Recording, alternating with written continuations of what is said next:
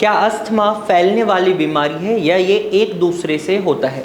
ये एक ऐसा सवाल है जो कॉमनली कई लोगों के मन में जब आता है जब उनके नियर बाय किसी व्यक्ति को अस्थमा डायग्नोस होता है, या कई बार पेशेंट के खुद मन में ये सवाल आ जाता है कहीं ये बीमारी ऐसी तो नहीं जिसकी वजह से मेरे परिवार वालों को अस्थमा हो जाए या फिर मेरे जो फ्रेंड सर्कल में लोग हैं उन्हें अस्थमा हो जाए। तो ऐसा कुछ नहीं होता। मैं आपको यही बताना चाह रहा हूँ कि अस्थमा कभी भी छूने से, साथ खाने से या बात करने से नहीं फैलता। ये कोई कॉन्टेजियस डिजीज़ नहीं है, ये एक दूसरे से नहीं फैलती। अस्थमा होने के कई कारण हो सकते हैं, जैसे कि जेनेटिक, अगर आपके फोर फादर्स या पेरेंट्स में से किसी को भी अस्थमा की प्रॉब्लम रही है, रेस्पिरेटरी प्रॉब्लम रही है, तो इसके चांसेस हैं कि आगे आने वाली जनरेशन में भी ये प्रॉब्लम डेवलप हो सकती है।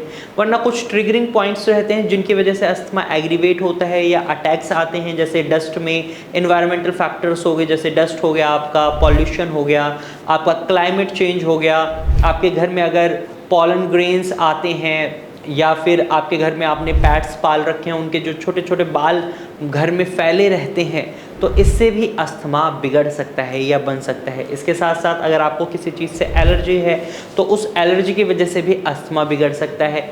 और इसके साथ साथ अगर आप एक्सरसाइज करते हैं और एक्सरसाइज करते समय आपको सांस बहुत तेज़ी से फूलने लगता है, तो इसे एक्सरसाइज इंड्यूस्ड अस्थमा बोलते हैं। ये भी अस्थमा होने का एक कारण बन सकता है कि जब आप ओवर एक्सरसाइज कर रहे हैं, शरीर में ऑक्सीजन की कमी होने लगी है, तो एयरवेज में स्पेस की कमी हो जाती है, जिससे ऑक्सीजन की कमी शरीर में देखने को मिलती है। इसके साथ ही वायरल इन्फेक्शन की वजह से भी कई बार अस्थमा हो जाता है। अगर आपके रेस्पिरेटरी सिस्टम में किसी भी तरीके का वायरल इन्फेक्शन डेवलप हुआ है तो ये अस्थमा का कारण बन सकता है। तो ये कुछ कारण हो सकते हैं अस्थमा के। यहाँ पर मैंने आपको ये सारे कारण इसलिए बताए हैं क्योंकि आपके मन में सवाल था क्या अस्थमा एक दूसरे से फैलता है, तो जी नहीं, अस्थमा एक दूसरे से नहीं फैलता। इन कारणों की वजह से अस्थमा होता है। तो आप बेफिक्र होकर अपने किसी भी फ्रेंड से बात कर सकते हैं जिन्हें अस्थमा है, और अगर आपको खुद अस्थमा है तो भी आप हर किसी व्यक्ति से बात कर सकते हैं, आपको घबराने की ज़रूरत नहीं है। और अस्थमा को ठीक किया जा सकता है, घबराने की ज़रूरत नहीं है।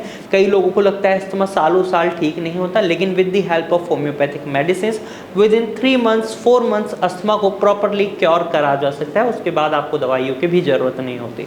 तो आप स्क्रीन पर दिए गए नंबर पर कॉल कर सकते हैं और भारत होम्योपैथी की डॉक्टर की टीम से एडवाइस ले सकते हैं। आज की वीडियो में सिर्फ इतना ही। अगर आपको ये जानकारी पसंद आई है तो वीडियो को लाइक और शेयर कीजिएगा, और ऐसे ही इंफॉर्मेटिव वीडियोस के लिए हमारे चैनल को सब्सक्राइब कर लीजिएगा। Thank you for watching.